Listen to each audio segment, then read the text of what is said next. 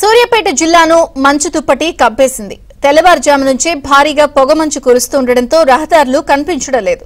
దట్టంగా కప్పుకున్న పొగమంచు కారణంగా హైదరాబాద్ విజయవాడ జాతీయ రహదారిపై రోడ్డు సరిగ్గా కనిపించక వాహనదారులు తీవ్రంగా ఇబ్బందులు పడుతున్నారు. లైట్ల వెలుతురులో నెమ్మదిగా ప్రయాణం కొనసాగిస్తున్నారు.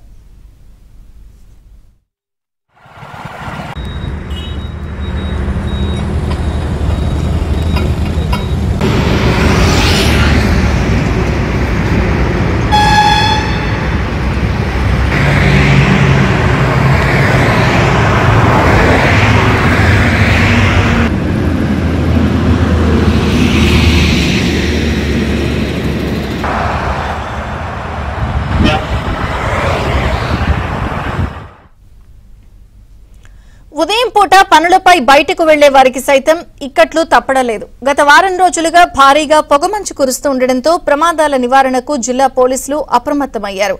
పొగమంచు సమయంలో తీసుకోవాల్సిన జాగ్రత్తలపై వాహనదారులకు అవగాహన కల్పిస్తున్నారు.